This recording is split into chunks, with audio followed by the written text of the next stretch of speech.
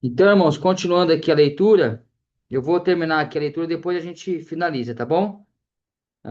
Eu vou começar aqui de novo, no terceiro parágrafo da página 182. A quinta divisão é conhecido como o Código de Santidade. Há quem diga que se tratava de um código antigo de leis que circulavam antes mesmo da constituição legal de Israel. Aqui temos a expressão eu sou o Senhor e santo serei, porque eu, o Senhor vosso Deus, sou santo. Nesta mesma seção, encontramos uma subdivisão. Primeiro, destaca as leis que restringem o sacrifício de animais na tenda do tabernáculo. Em seguida, leis relacionadas à vida familiar e às relações sexuais. Na terceira parte, temos conselhos quanto à vida santa envolvendo a vida moral e social. Quanto a esses conselhos, destacam-se as questões éticas e cívicas, onde Israel é chamado para ser santo como o próprio Deus. Na quarta parte, capítulo 20, temos as consequências das práticas de sacrifícios a Moleque, feitiçaria e pecados na área da sexualidade. Em seguida, encontramos leis regulamentando a vida dos sacerdotes, e na sexta parte, encontramos descrição dos animais separados para os sacrifícios. Temos ainda na sétima parte o calendário das festas e dias sagrados, destacando que Deus é o Senhor do tempo. Nesse calendário destaca-se a festa da Páscoa, seguida pela festa dos pães asmos e as festas das semanas, todos no período da primavera. Temos ainda a festa dos tabernáculos. Séculos. Em seguida, Em os seguida, os mandamentos mandamentos. relacionados aos utensílios do templo, as consequências dos que blasfemam contra a santidade de Deus e as leis relacionadas ao ano sabático e ao ano do jubileu. Por fim, temos ainda o calendário para ciclos de 7 anos, concluindo por bênção e maldições. Então, nós estamos, né? Fizemos essa extensa leitura para a gente poder, então, falar sobre todo o conteúdo, né, do livro do Levítico. Aqui na página 81, dá uma volta aí um pouquinho aí a página 181, a gente vai ver aqui, né, irmãos, o conteúdo falando, né, sobre as divisões do livro, sobre as seções que o livro compõe, as partes de sacrifício, como que deveria ser esses sacrifícios, quais os tipos de sacrifício, né? Sacrifícios de expiação, sacrifícios reparatório, né? De reparação e assim por diante. A gente vai ver aqui que tudo isso, né? Esse conteúdo vai trazendo aqui o povo para ter novamente comunhão com Deus. Então, por isso que a gente vê no livro do Levítico o estabelecimento dessas regras, dessas leis, do sacrifício, de como cultuar a Deus. O culto, irmãos, nos leva a ter comunhão com o nosso Criador, né? Então, desde aqui do Levítico, a gente vê a importância de cultuar, né? De se reunir como igreja, de prestar um culto a Deus. Então, a gente vê o estabelecimento aqui sobre as coisas de Deus para uma comunhão. E o interessante é que essa comunhão, desde aqui de Levítico, apesar que, né, a gente sabe que toda a Bíblia ela aponta para Jesus Cristo, mas aqui no livro do Levítico nós vemos algo muito interessante. Eu quero até colocar aqui na lousa.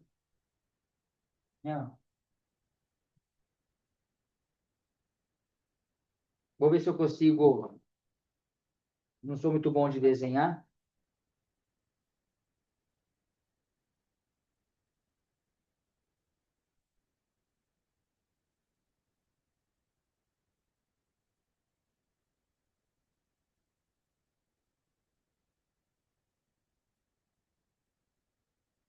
É uma cruz, né? Estou tentando passar aqui umas canetas para a gente poder identificar bem através do vídeo, aí, né?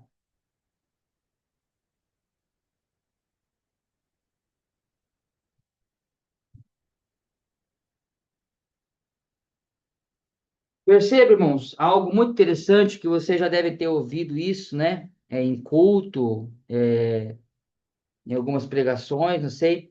Mas aqui no livro do Levítico, a gente vê o apontamento para uma coisa que nós precisamos e devemos praticar até o dia de hoje. Olha só, comunhão.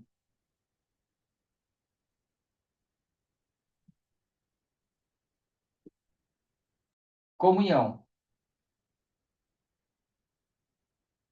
com Deus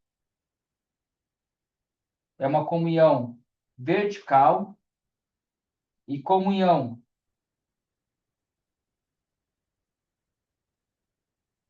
com os homens, uma comunhão horizontal. Então, o formato da cruz, ela aponta, né? Ou a cruz aponta para comunhão, tá? Ficou mais bonitinha a cruz agora, né? Hã? Tá meio desproporcional aí, né? Eu tava olhando no vídeo aí, melhorou um pouco, né? Então, o que que eu quero mostrar para os irmãos aí, né? Ó? Que aqui no livro do Levítico, aqui na apostila, tá escrito aí, ó, no terceiro parágrafo, né? Ó, todos os que pecassem deveriam oferecer um sacrifício, a fim de manter comunhão com Deus. Grifa isso aí, irmãos, tá? Ó, o sacrifício a fim de manter comunhão com Deus, ó, ó, a comunhão com Deus, tá? Uma comunhão vertical e depois ele escreve aqui, ó, e com o povo da aliança, né, ó?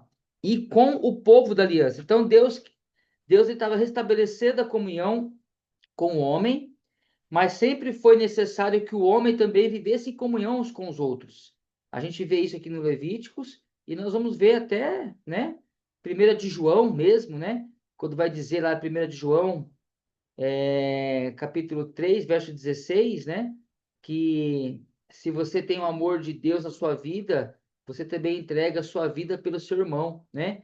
O Evangelho de João, capítulo 3 16 vai dizer, porque Deus amou o mundo de tal maneira que deu seu Filho unigênito, para que todo aquele que nele crer não pereça, mas tenha vida eterna. E o 1 de João 3,16 vai dizer que esse amor de Deus se invadiu o meu coração, eu estou pronto também a morrer pelo meu irmão.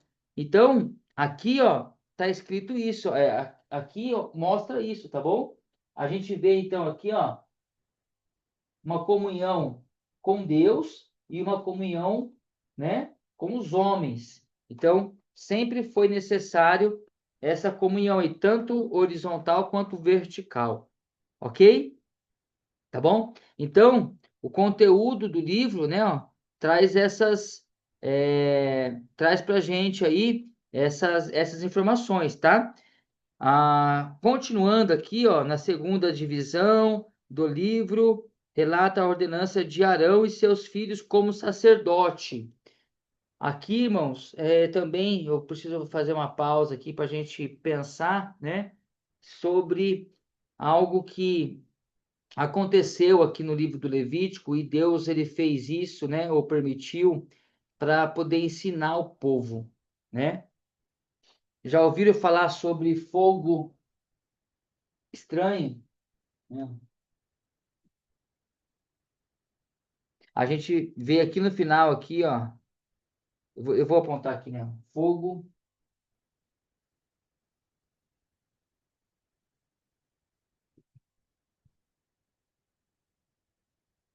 Esse fogo estranho está relatado aí no finalzinho do próximo parágrafo.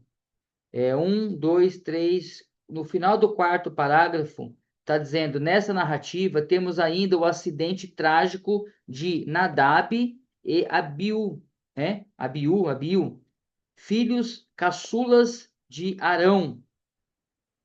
Abiú, né? Acho que é a pronúncia. Que num ato profano atraíram a ira de Deus. A Bíblia não é muito, não entra em detalhes sobre esse ato profano dos dois filhos de Arão, mas a Bíblia chama esse ato profano de fogo estranho. Dê uma pesquisada depois lá, tá bom? Leia lá depois para vocês terem essa informação bem clara aí na mente, tá bom?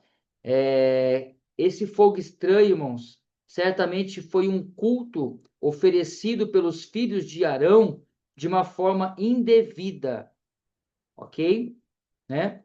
Então, isso mostra a seriedade desse Deus que estava restabelecendo a comunhão com o seu povo, reestruturando a aliança e estabelecendo um governo teocrático. Então, em resumo, né, para nós entendermos, Deus precisava, é, Deus precisava, então, irmãos, trazer ensinamentos e de uma forma muito muito assertiva, né, para aquele povo sobre em relação a como cultuar, de que forma cultuar. Então, quando a gente vê aqui a morte, né, esse grande acidente aqui trágico, a morte, né, eles foram fulminados aí, Nadab e Abiú, né, foram fulminados por Deus por prestarem um culto de forma indevida. Então, amados irmãos, veja a seriedade que é cultuar a Deus, não é? A seriedade que é cultuar a Deus. Então, o Senhor sempre requereu, né? Sempre requer de nós não só santidade, não só seriedade, mas também reverência, não é? Então, ao entrar na casa de Deus, ao estarmos cultuando a Deus, nós precisamos ter reverência, irmãos, né? Hoje Deus não fulmina o seu povo de uma forma misericordiosa, né? E que se fosse fazer também, a gente ia ter fúnebre todo o culto, né? Infelizmente, né? É difícil falar isso, é duro falar isso, é uma grande verdade e uma dura verdade, mas o Senhor, né, não deixa. Porém, quero deixar aqui, né? Nem sei se faz parte da aula isso, talvez uma palavra pastoral, mas acredito que faça parte também da aula, do aprendizado. Quando a gente vê, irmãos, lá em 1 Coríntios capítulo 11, que Paulo fala assim, ó, por isso que há entre vós muitos que dormem e muitos doentes, né? Por não discernir o corpo de Cristo.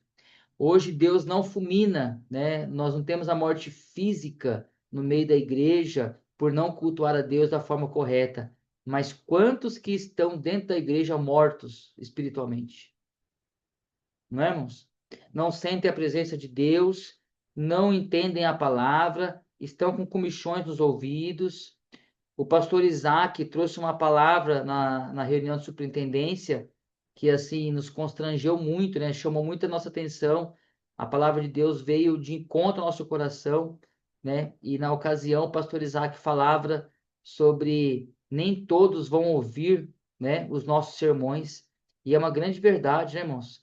A gente se prepara, a gente vai cultuar a Deus, o louvor passa horas ensaiando, e às vezes você vai lá, né? Você vê o Ministério de Louvor dando o seu melhor e pessoas bocejando no meio do louvor, né? Então, assim, todo aquele esforço da equipe, aquelas horas de ensaio, aquelas dedicações, orações, parecem não surgir muito efeito para aquele povo, né? Ou para a igreja em geral. Mas uma coisa é certa, Deus recebe o culto individual, não é? O culto individual. Então, a seriedade com Deus, irmão, continua a mesma. Deus não mudou. Ele é o mesmo ontem, hoje e será eternamente. Esse estabelecimento de leis aqui no livro do Levítico, né? É claro que hoje nós não precisamos mais cultuar a Deus como eles cultuavam.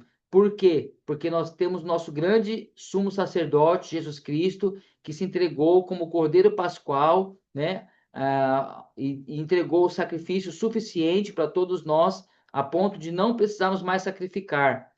Porém, a santidade é a mesma, o requerimento de santidade é a mesma, a seriedade é a mesma. Então a gente vê aqui, ó, filho de crente, filho de sacerdote, morrendo no templo por não adorar a Deus da forma correta, tá?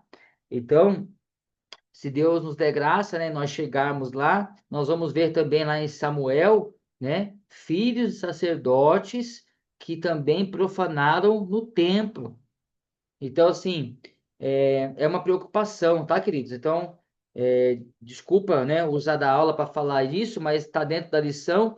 Eu acho que cabe para nós ouvirmos, né, sobre isso. Então, cuidado, né, com esses fogo estranho, amém? Então, cuidado com o culto, né, que se oferece, porque o nosso Deus, ele requer pureza, ele requer santidade, ele continua requerendo isso do seu povo, ele continua entendendo e querendo, né, um povo santo, um povo a qual seja referência, um povo a qual seja separado. Nesse contexto aqui era Israel. E hoje, quem que é esse povo, irmão? Né? Hoje, esse povo somos nós. Amém? Esse povo somos nós, né? Que o Senhor requer de nós santidade, requer que sejamos separados, né? E para isso nós precisamos levar a sério e entender aqui tudo que o Senhor quer. Então, esse é o conteúdo do texto, tá? Do livro. As leis aqui que separavam Israel das práticas cultuais, né? Lá dos costumes vizinhos. Nós estamos falando isso já ao decorrer de todo o Pentateuco, né? Tá aí, ó, no outro parágrafo aí, ó, no segundo parágrafo depois do que nós lemos, né? É evidente que as leis de pureza ritual separavam Israel das práticas cultuais, né? Que práticas são essas, irmãos? Feitiçaria, bruxaria, né? Que já era exercido nesse contexto. Então Deus chama para que um povo seja diferente, separado, santo, né? E não oferecesse mais sacrifícios de tolos, né? Para deuses estranhos, mas sacrifício pensado, sacrifício santo, agradável a Deus. A gente vê aqui no Levítico sacrifício que chegasse às narinas, né? Que cheirasse bem, né? Na presença de Deus, como incenso, né? Suave, o culto subia então para agradar a Deus, aquele cheiro agradava a Deus, né? É, é sério pensar nisso, né? E um cheiro que não agradou a Deus e ele trouxe aí penalidade sobre filhos de sacerdotes, né? Então, o conteúdo também traz isso, né? Que estava acontecendo então uma separação e também uma vamos dizer assim, uma quebra, né, de maldição sobre ações demoníacas que acontecia nesse contexto, né, ações demoníacas de feitiçaria, de demônios dominando ali todas as nações, os povos. Então, Deus levanta um povo para quebrar isso, né? Essas leis, ela tinham um impacto profundo sobre a moral de Israel, né? Incentivava o desenvolvimento espiritual do povo, né? Então, essas leis, ela veio para trazer crescimento espiritual para o seu povo, a fim de que eles pudessem ser puros, santos, né? E a gente vê isso, né, irmão? Essa é uma convocação, desde já, o apontamento de Cristo, para a pessoa de Cristo. Esse povo que estava ali se tornando puro, né, ou sendo convidado a deixar a impureza e se tornarem puros. Essa pureza, ela era cívica, moral, espiritual, né? E essa pureza, ela é convocada hoje também por nós, não a título de sacrifícios de alimentos, de animais, né? Mas de seguirmos a Cristo e termos, então, o nosso coração purificado e santificado. Amém? Então, caminhando aí na página 182, né? Deus estava, então, entronizando, o Deus estava aí restabelecendo a sua aliança e mostrando, né, que ele era o único Deus que está entronizado entre os querubins. Então, a gente vê, então, essa proposta, né? Daí aqui tem uma outra explicação sobre aqueles animais que eram soltos no deserto, né? Porque conforme a população foi crescendo, então eles traziam esses animais para sacrifícios e em algum momento ali esse pecado ele era colocado, né? Vamos dizer assim, jogava esse pecado em cima de um animal, né? Em cima de um bode ali, de um cordeiro, né? É, e esse animal era solto no deserto, ele saía descambado para o deserto, endemoniado, vamos assim pensar, né? Porque o pecado daquela pessoa estava sobre aquele animal. Então, aquela pessoa colocou o pecado dela ali, expôs o pecado dela, o sacerdote ali, né, impôs as mãos sobre aquele animal, transferindo o pecado daquela pessoa, daquele cidadão para aquele animal, e aquele animal então descamba para o deserto, né, com os pecados daquele povo, daquela pessoa. Irmãos, olha como a gente vê Cristo nisso, né? A Bíblia vai dizer, Isaías 53, não é?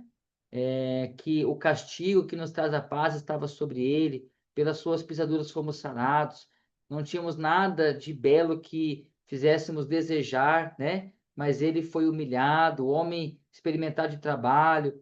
Então, assim, toda aquela descrição de Isaías 53 traz aqui, né, essa substituição de Cristo por cada um de nós, né? Ele levou sobre si o pecado de muitos, né? De muitos, vai dizer Isaías. Então, aqui nós vamos ver, irmãos, também uma tipografia, né? Uma tipologia, desculpa.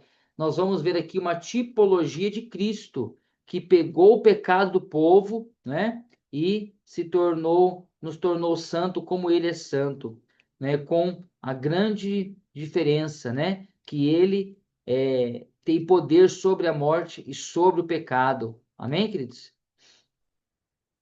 Conseguiram entender aqui, né? Visualizar aqui a pessoa de Cristo nisso, né? Então, o Senhor também tirou o pecado que estava sobre nós, amém? Então, quando a gente chega até Jesus, ele tira então o pecado que está sobre nós, o pecado, aquilo que nos traria morte, né? O que nos levaria para o inferno. O Senhor então nos limpa, nos purifica, nos santifica, escreve nosso nome no livro da vida. O Espírito de Deus passa a habitar em nós, né? E nós não temos mais, então, dívida com o pecado. Como diz Paulo, o script de dívida que estava sobre nós, ele rasgou, né? Tinha um boleto, né? Tinha como que dizia antigamente, né? Não é caderneta, tinha uma cobrança, né? Esqueci aqui a palavra agora, uma promissória, né? Tinha uma promissória com o nosso nome lá, né? E o Senhor pegou essa promissória, pegou, né, o contrato de dívida que tinha o meu nome, e ele foi lá, né, e rasgou na cruz pela sua morte. Então, Paulo vai dizer isso, né? Olhando para os textos do Antigo Testamento, Paulo diz isso para nós, essa dívida que era impagável, o Senhor pagou por nós. Amém? Conseguiram entender? Né? Espero que sim, tá bom? Então, é isso, né? O conteúdo do livro, ele vai trazer todas essas informações para nós. Aí depois, lá no final, nós temos o calendário, as festas. Outra coisa, irmão, interessante também, que o livro, ele traz aqui também uma defesa, né, muito séria sobre a vida cotidiana também, né? Vai falar sobre sexualidade, vai falar sobre vida civil, moral, vai falar sobre esses demônios que estavam ali dominando no meio do povo, Já ouviram falar, né, sobre sacrifício a Moleque? Amém? Eu deixo aqui só uma observação, tá bom? Pelo amor de Deus, né? Cuidado com os pensamentos aí. Mas é por isso que, como dizia o professor meu da faculdade, não vai se desviar, hein? Com essa informação, né? É, mas eu, praticamente, depois que eu aprendi isso, eu tenho uma certa dificuldade de chamar, né, os meninos de moleque, né? Porque essa palavra moleque, ela vem de Deus Moloque, né? Deus Moloque era esses demônios, né? Que eram ali invocados em ritos de feitiçaria, e eram demônios aí relacionado à área sexual, né? Então tinha liturgias de culto ali com bem profanos mesmo, né? Com práticas sexuais, enfim, era horroroso o negócio, né? Então, desde então, né? Eu tenho um pouco de cuidado. É claro que às vezes escapa, né? Mas Deus conhece o nosso coração, sabe da nossa inocência, mas sempre que eu consigo, eu evito usar, né, de chamar alguém por moleque, né? Prefiro chamar de menino, de São Paulino, de corintiano, do que de chamar de moleque, né? Porque a origem da palavra é um pouco pesada, tá bom, queridos? Então não pelo amor de Deus, né? Não quero. Cada um tem seu pastor aí, né? A sua conduta, só estou trazendo informações, tá bom? Amém? Vamos lá, então, para a apostila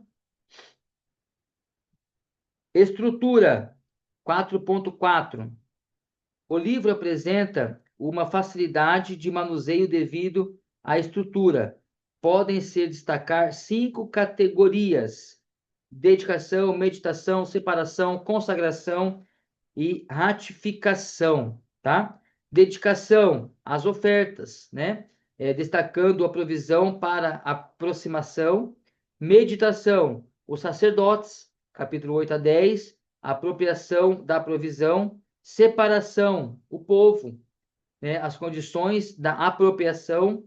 Consagração, as festas, né? Essas festas tinham essa finalidade, né? De trazer lembrança, adoração e consagração, benefícios da aproximação, né? Trazer então comunhão e ratificação, que são os sinais, né? Símbolo da relação.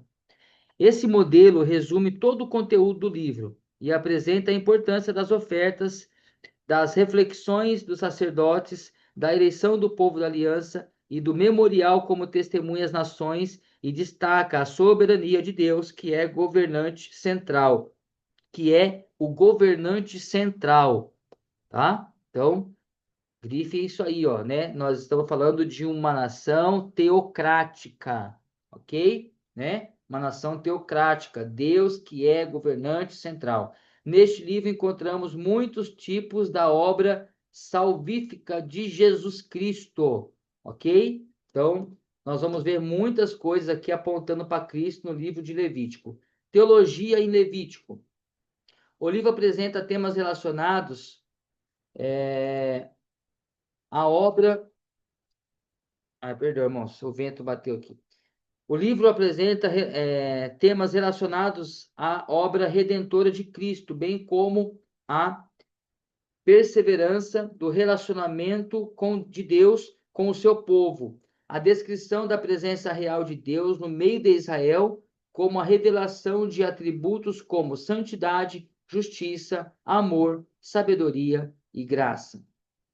Contudo, precisamos analisar nesse livro conceitos como pecado e expiação, adoração e as consequências do reino de Deus na vida dos filhos da aliança, como também a relação povo, terra e Deus, dentro do ângulo da ética. Com isso, temos a oportunidade de aplicar princípios no livro para a atual geração, ok? Então, deixa eu melhorar aqui. Então, irmãos, o que que a gente vê, né? Ó, essa teologia em Levítico, né? Ela aponta muitas coisas para a pessoa de Cristo, trazendo para nós, então, subsídio, né, força para a aplicação atual, né, para a aplicação nos dias atuais. Então, como eu dizia aqui sobre os filhos de Arão, né, então não é uma aplicação pessoal isso, né, da forma como a gente cultuar, da forma como a gente se preocupar. O livro traz aqui a forma de comunhão, né, ó, estamos vendo na lousa aí, ó, comunhão com Deus, comunhão com os irmãos. Isso não é atual, não é? Não é aplicativo, não é para nós hoje? Nós não precisamos, não tem a necessidade ainda hoje de ter comunhão com Deus? Não tem necessidade ainda hoje de ter comunhão com os irmãos? Né? Então, o livro, a teologia em Levítico, ela é muito aplicativa, ok? Né? Então, cai por terra aqui, ó, acabou aquele conceito de Levítico, não precisa nem ler Levítico, né? Quanto sacrifício lá, isso não usa mais, não tem nada a ver com isso, né? Mas, na verdade, não, né? Nós nos identificamos com toda a palavra de Deus, e aqui também o livro de Levítico traz muitos ensinamentos para todos nós, e ensinamentos grandes, né? Ensinamentos muito louváveis. Deus, item 4.5.1, Deus, sua presença e reinado. Deus se revelou como Rei soberano que acabara de dar a garantia da aliança. O termo eu sou, mais uma vez aí, não, eu sou o seu Deus e eu os escolhi. Amém, irmãos? Ó, grife aí, ó, eu os escolhi, né? Entre todas as minhas nações para ser a minha possessão preciosa. Indicam a complexidade da relação entre Deus e Israel, tá? Então, Deus que escolheu a nação de Israel, né? Deus que tem um pacto aí com a nação de Israel, né? Um desejo de comunhão, estabelecimento de extrema comunhão, carinho e cuidado com a nação de Israel. Essa relação revela a presença amorosa e pastoral de Deus quando conduziu o seu povo a entender as formas de relacionar com a sua santidade e justiça, dando evidências concretas de que Deus continuaria sempre presente, amoroso, cuidadoso, ainda que fosse um Deus santo e majestoso. Conforme o caráter de Deus e a sua revelação com o rei de Israel, o povo necessitaria da compreensão prática da santidade de Deus. Isso porque o santuário estava à vista da nação e no local Deus manifestaria sua presença. Daí tem-se em Levítico o termo santuário, tá? Que indica, estabelece ou habitar, né? Ó, que indica estabelecer, melhor, né? Ó, ou habitar. Amém? Isso aqui, irmãos, é muito aplicativo para nós, né? Então, quando a gente vê aí o santuário, é Deus querendo habitar no meio do seu povo, né? Significa um lugar de paz e segurança. Porém, o mesmo termo é derivado da palavra santo, muito repetido no livro, lembrando ao povo do caráter santo de Deus e advertindo contra a profanação ou corrupção. O lugar de habitação de Deus indica essa santidade. Deus deveria habitar separado do povo e dos animais, contudo, era acessível por uma entrada protegida no pátio onde ficava o altar para a oferta queimadas e com os seus utensílios necessários. O altar representava o local de comunhão entre Deus e seus adoradores. O lugar da habitação de Deus seria um símbolo, um tipo de Jesus Cristo, que tabernaculou entre os seres humanos. Ó, né? Então, aqui a gente vê mais uma aplicação, né? Ó, Jesus tabernaculou, né?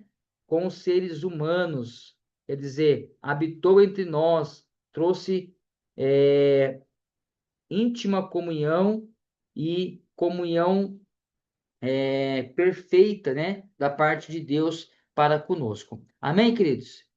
Nós estamos aí já no final da aula, tá bom? Nós vamos voltar na próxima aula no item 4.5.2, que vai falar sobre as leis que constituem a ética em Israel, tá bom? Eu vou continuar aqui a leitura, mas se o vídeo derrubar, porque já deu aqui o nosso horário, os irmãos terminem essa leitura e nós vamos retornar, então, hoje é dia 3, né? 3, 4, 5, 6, 7. Então, a gente vai retornar aqui dia 7, as leis que constituem a ética em Israel. Então, tudo que vocês forem ler aqui, né, até esses 4 parágrafos que faltam, são coisas que nós já explanamos, já explicamos. Então, a leitura vai trazer esclarecimento sobre tudo aquilo que você já ouviu hoje. Tá bom, amados? Amém? Então, um bom final de semana a todos, tá? Que Deus abençoe grandemente a vida de cada um de vocês. Estou aqui dando um tchauzinho já, né? Que é ruim a gente estar lendo, né? Derrubar, parece que ficou um buraco aí na aula, né? Mas eu quero agradecer aí a presença de todos os irmãos que estão com a gente hoje. Que o Senhor te abençoe grandemente. Aqueles que estarão assistindo o vídeo em uma outra oportunidade, que também sejam agraciados e abençoados pelo nosso Deus. Então, nós finalizamos aqui, paramos a leitura aqui no segundo parágrafo, né? Então, continuem a leitura aí, ó, a partir daqui, tá? Ó. Na entrada do tabernáculo deveria ser colocada uma bacia de bronze para o fim da purificação. O sumo sacerdote, os sacerdotes lavariam as mãos, os pés nessa bacia antes de entrar no tabernáculo. A santidade de Deus exigia essa lavagem para a purificação. Então, essa lavagem aqui, ela simbolizava, então, a questão de santidade, né? De estar santo, puro, né? Santidade traz também a clareza sobre estar limpo, né? Puro, purificado. Então, por isso que lavava as mãos, os pés, né? Numa forma, um símbolo de santidade ao Senhor. Hoje nós não lavamos mais a mão, os pés para entrar na casa de Deus, porque nós fomos lavados pelo sangue de Jesus. Amém? Então, nós nos tornamos santos e puros aí para poder cultuar a Deus. Vou continuando aqui, na hora que acabar o vídeo, né? Os irmãos depois continuam. Destaca-se a presença do reino de Deus na escolha dos sacerdotes, as suas vestes, que inclui peitoral, uma estola feita de ouro, fio de lã azul, escarlate e linho, finalizando aqui, finalmente retorcido, tipo colete curto. Nas ministrações diante do Senhor, os sacerdotes representavam todas as tribos de Israel. Então, essa vestidura, que essa estola feita,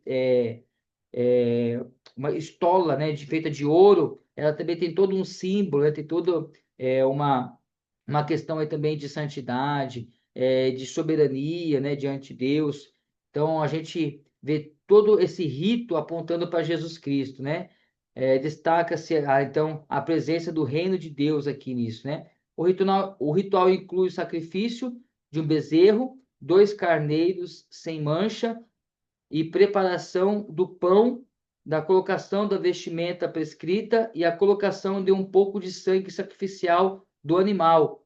Os rituais deveriam demonstrar a realidade da santidade de Deus, do qual os sacerdotes deveriam estar cientes.